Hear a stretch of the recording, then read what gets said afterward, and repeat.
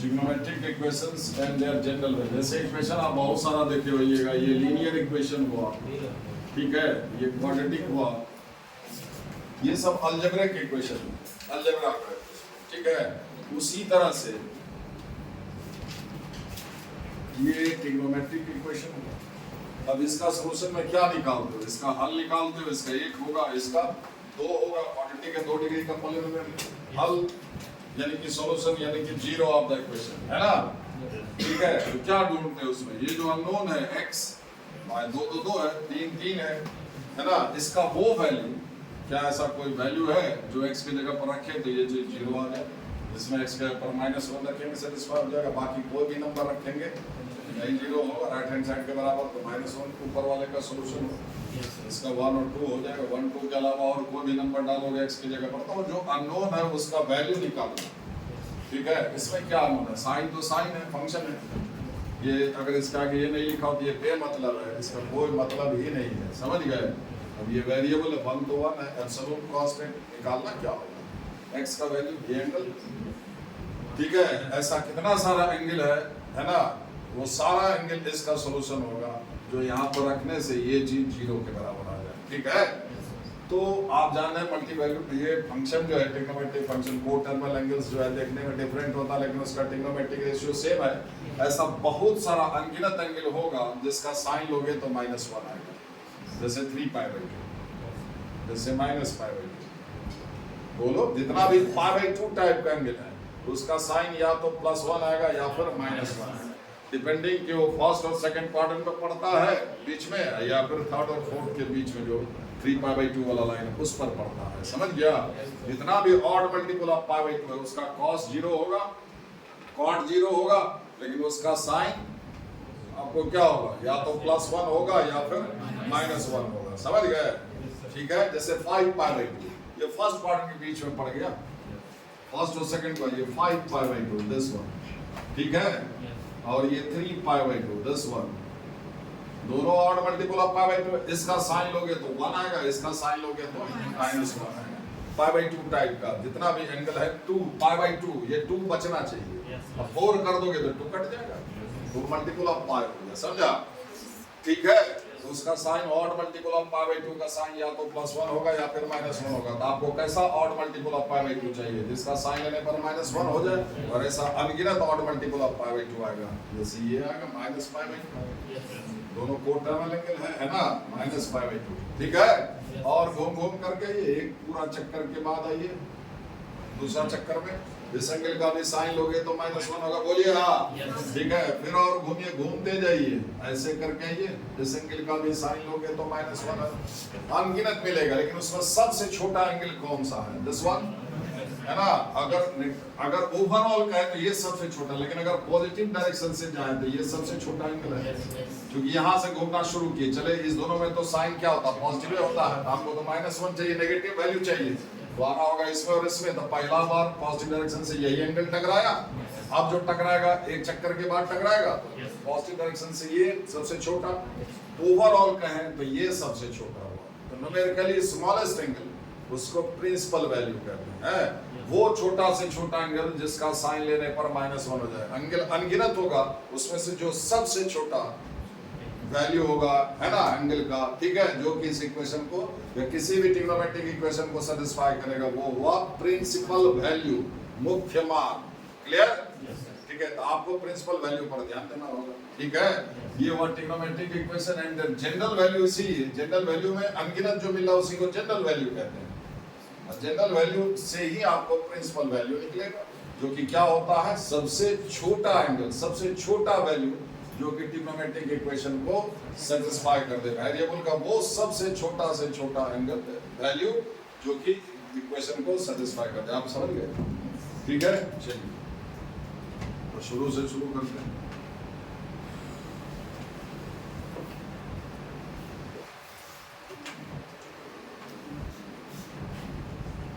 Sign theta equal to 0, sine theta का value कहां से कहां तक होता है?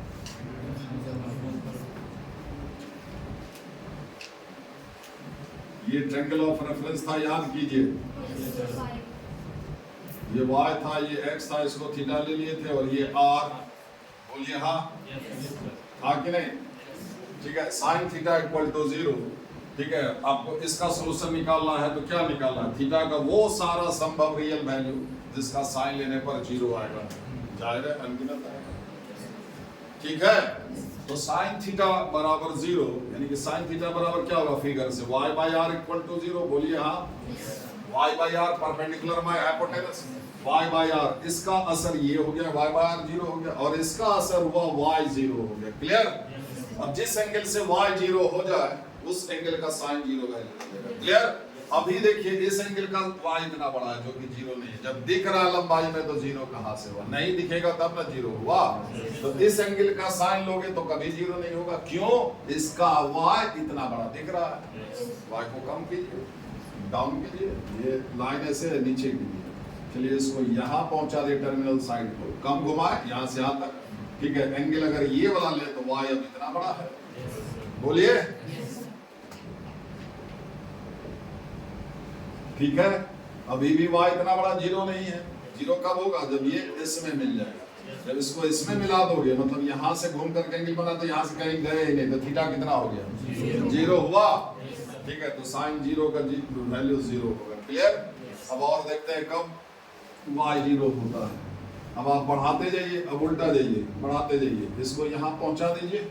देखिए हाथ यहाँ रखे है ना, वर्टेक्स यहीं पर है, इसको यहाँ पहुंचाइए, यहाँ आया। अब y इतना बड़ा है, एंगल ये हो गया।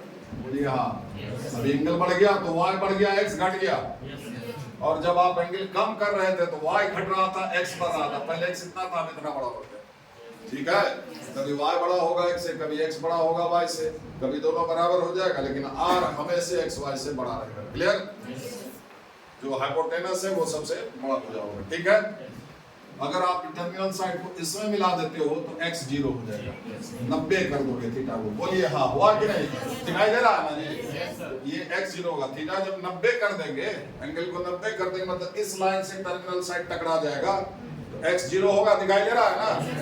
चलिए और आगे बढ़ा दीजिए, 90 से बढ़ाएंगे, हाँ इस लाइन को यहाँ से यहाँ पहुंचा दीजिए। अभी y ये है। ठीक है, ठीक है, और नीचे कीजिए, y और छोटा होगा। करते करते इस लाइन को इसमें मिला दीजिए, तो थीटा कितना हो गया? y 0 हो जाएगा। 180 हुआ। पाई नहीं। अब मतलब क्या हुआ कि जब एंगल का टर्मिनल साइड ये सेगमेंट को OX को या फिर OX डैश को छू देता है, मिल जाता है टर्मिनल साइड एंगल का, तब y 0 हो जाता है। तब उस एंगल का जो है साइन लेंगे तो 0 वैल्यू करना। क्लियर? ऐसा मुद्रा कि नहीं? समझे कि नहीं? ठीक है, तो देखिए आप छूते जाइए, दो में दिखा दिए, समझे? 0 इसको छुए, पाई उल्टा छुइए, माइनस पाई, इसको ऐसे छुइए, 2 पाई उल्टा छुइए, minus 2 pi, pi minus pi, 2 pi minus 2 pi, 3 pi, मतलब multiple of pi. Clear?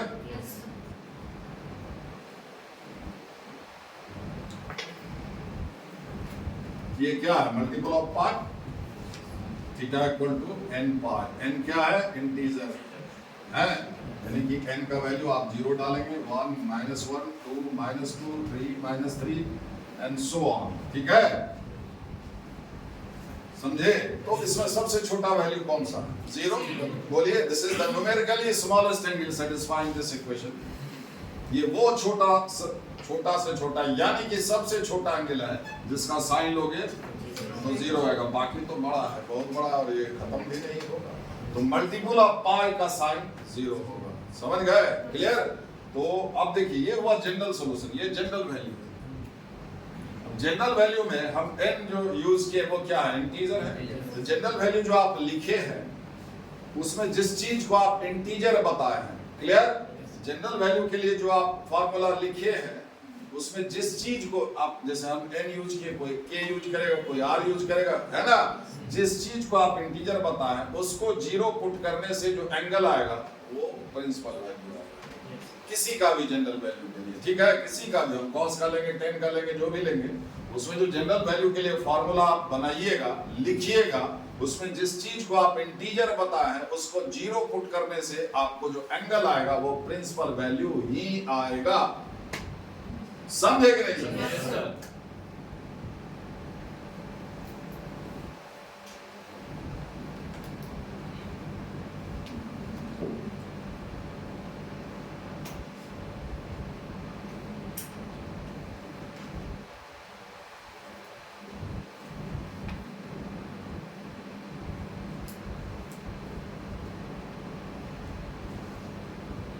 Multiple of पाई का साइन 0, ठीक है।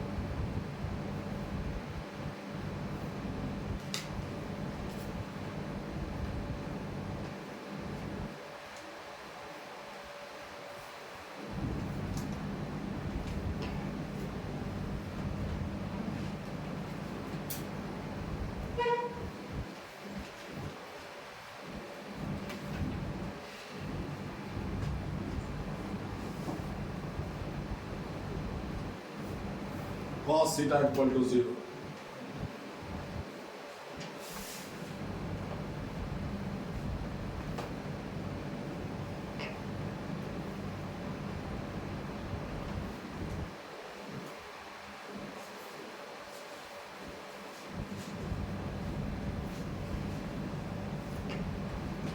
cos थीटा मतलब x बाय, थोड़ा हाथ में तेजी रखिए, थोड़ा सा उतारने में एकदम से मंतर गति से चलिएगा, थोड़ा दिक्कत। cos थीटा क्या होगा, बेस बाय हाइपोटेनस, ठीक है, x by r equal to 0 है ना, x by r equal to 0 means x equal to 0। जिस एंगल का x 0 हो जाएगा उस एंगल का cos 0 वैल्यू दे देगा, क्योंकि इसका इतना बराबर 0 लेने से x बराबर 0 आ जाता है। x 0 होगा जिस एंगल का, हर एक एंगल का देख रहे हो x y और r है कि नहीं। अब इस एंगल के लिए x इतना बड़ा है जो कि 0 नहीं है, जिस एंगल का x 0 हो जाएगा, जिस एंगल के लिए x 0 हो जाएगा उस एंगल का cos लोगे तो 0 हो जाएगा। दिखाए थे आपको, जो जो आप एंगल को बढ़ाते हो उतने की तरफ ले जाते हो तो y बढ़ने लगता है, x घटने लगता है। बोलिए, इस लाइन को अगर हम इसमें मिला देंगे, यहाँ से परपेंडिकुलर ड्रॉ करेंगे तो ये पर गिरेगा, x 0 हो जाएगा। फिर इधर आप आए ये सब बीच में कहीं पर भी, इस गैप में, इस गैप में, इस गैप में कहीं पर भी x और y 0 नहीं होगा। इस गैप में रहेगा टर्मिनल साइड, इसके ऊपर इसके नीचे। क्वाड्रेंट के अंदर रहेगा तो x और y में से कोई 0 नहीं होगा, होगा। अभी देख रहे क्वाड्रेंट का है, ये y है, ये x है, ठीक है। जब ये इस लाइन से टकराएगा, इस हॉरिजॉन्टल लाइन से टकराएगा तो y 0 हो जाएगा, और वर्टिकल लाइन से टकरा जाएगा तो x 0 होगा, समझे। तो थीटा π/2 हो तब x 0 होगा, 3π/2, ठीक है। बढ़ाइए, यहाँ पर y 0 हो जाएगा। अरे अभी दिखाए थे ना, यहाँ पर y 0 होगा, और एंगल और आगे बढ़ाइए, यहाँ से यहाँ बढ़ा दिए, ये रहा टर्मिनल साइड, ठीक है। यहाँ से पर ये रहा x, ये रहा y, तो इसको खींचते खींचते यहाँ घुमा करके ले जाइएगा तो क्या हो जाएगा, x 0 हो जाएगा। और बढ़ाइए ना भाई, इसको और बढ़ाइए, घुमा करके यहाँ ले आए, ठीक है। ये है टर्मिनल साइड, ऐसे यहाँ से कीजिएगा, घटा के नहीं, अब इसको इसमें मिला दीजिएगा तो ये चीज 0 हो जाएगा, होगा। कितना हो गया, π/2 3π/2। मतलब इस लाइन और इस लाइन को घूम घूम करके छूइए, जैसे छू सकते हैं, तब जो एंगल आएगा वो सारे एंगल का कॉस क्या होगा 0, क्योंकि वो सारे एंगल का x 0 आएगा, इसलिए सो π/2 माइनस π/2 3π/2 है ना। अब एक चक्कर मारेंगे, देखिए एक पूरा चक्कर 4π/2, अरे 2π हुआ मींस 4π/2, 1π/2 2π/2 3π/2 4π/2 4π/2 5π/2 और मल्टीपल ऑफ π/2, समझ गए। ये हो गया आपका कितना 3π/2, ये हो गया माइनस 3π/2, तो 3π/2 माइनस 3π/2 5π/2 माइनस 5π/2, समझे। Plus minus 1π/2 plus minus 3π/2 plus minus 5π, खाली इवन नहीं गुना कीजिएगा, प्लस माइनस 4π/2 मतलब प्लस माइनस 2π होगा, वो मल्टीपल ऑफ पाई हो गया, clear. Odd multiple of π/2, odd integer अगर समझते होंगे, ऑड इंटीजर गुना π/2, ये सारे एंगल का कॉस 0 है।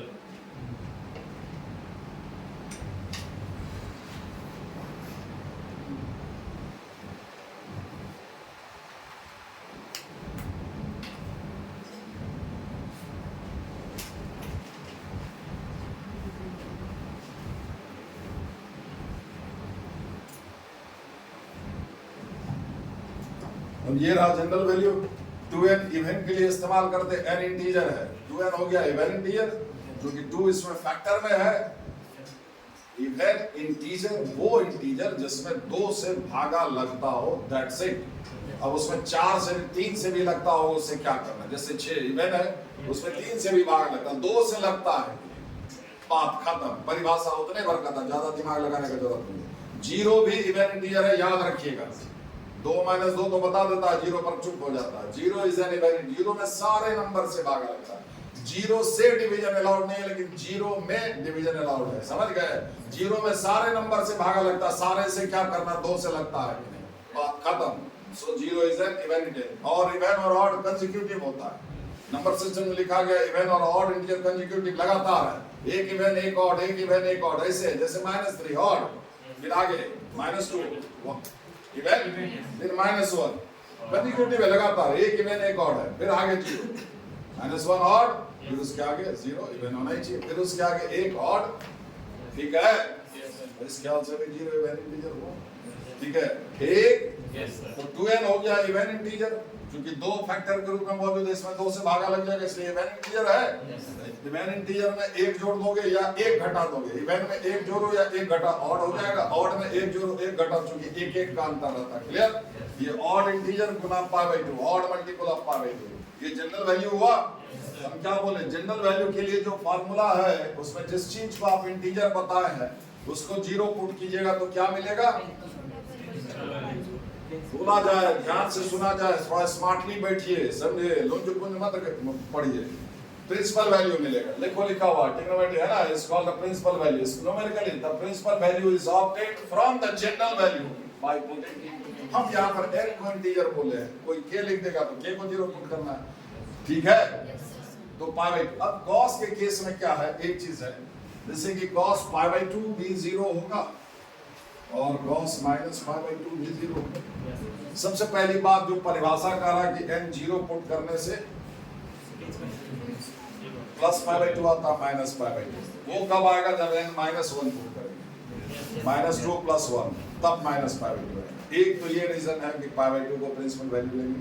दूसरा कहता है कि अगर equal in magnitude opposite in sign हो, समझे, अगर मैग्नीट्यूड में बराबर हो और साइन में उल्टा हो तो पॉजिटिव वैल्यू को प्रिंसिपल वैल्यू लिया जाता है। इट इज कस्टमरी, परंपरा। देखो, क्योंकि छोटा जब ढूंढ रहा है, जब छोटा ढूंढ रहा है तो मतलब क्या, उसमें ज्यादा मशक्कत नहीं करना पड़ेगा। अरे इसमें कम से कम ये लाइन तो नहीं खींचना पड़ेगा, दोनों से, ठीक है, ठीक है, ठीक है। तो जैसे अगर cos 45 का भी वैल्यू 1/√2, cos -45 का, ठीक है, तब 45 ले या -45 ले प्रिंसिपल वैल्यू, तो 45 ही लेना चाहिए, समझा। -45 equal magnitude opposite in sign रहेगा तो पॉजिटिव वैल्यू को प्रिंसिपल वैल्यू लिया जाता है, क्लियर, याद रखिएगा सब चीज। So odd multiple of pi by 2 का cos, if cos theta equal to 0, then theta equal to 12 plus 1 pi by 2.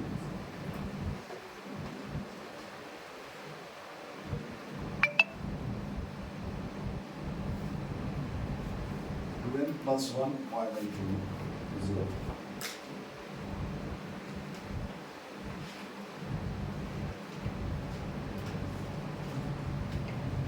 तो ट्रिग्नोमेट्रिक रेशियो हो गया, टोटल 6 है।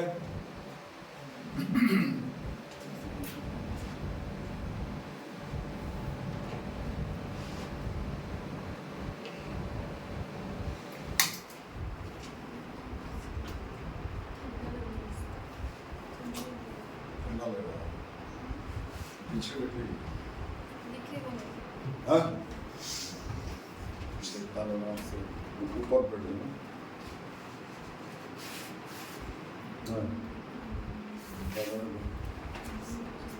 इसको ऊपर काम बना कर लिया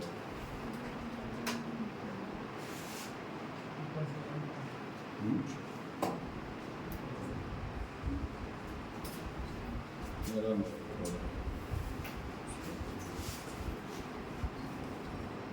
कौन सा दवा था 650 का 800 में 650 मतलब के हिसाब से हम लोग का कितना कितना देर पहले सुबह उठे तो नाश्ता किया तो पूरी खाने का मन नहीं करता।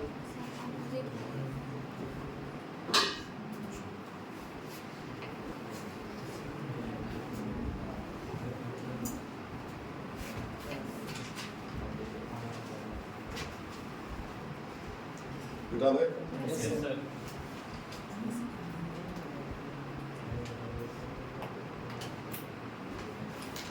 देखिए 4 और बचा हुआ है। tan थीटा इक्वल टू 0, इसका सोल्यूशन निकालना। tan थीटा बराबर क्या हो जाता है sin theta by cos theta, ठीक है। tan theta equal to 0 mean sin theta by cos theta equal to 0। और कोई फ्रैक्शन 0 कब होता है जब न्यूमरेटर 0 हो, ठीक है। मतलब tan थीटा बराबर 0 का असर क्या मिला sin थीटा 0, मतलब जिस एंगल का sin 0 होगा उसका tan भी 0 हो जाएगा, समझे।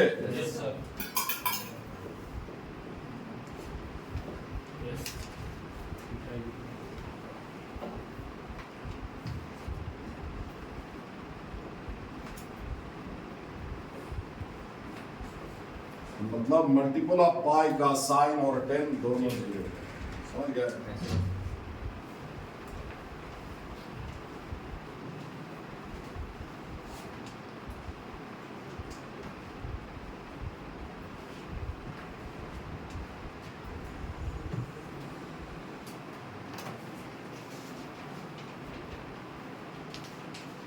ठीक है।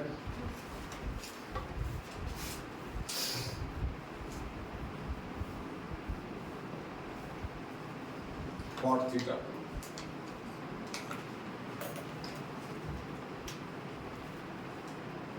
cot हो जाता है cos by sin, cot theta equal to 0 means cos theta by sin theta 0 means cos theta equal to 0। और अभी अभी आप पढ़े cos theta 0 कब होता है जब theta odd multiple of pi by 2, मतलब odd multiple of pi by 2 का cos और cot दोनों c वाला 0 होगा, समझ गए, ठीक है।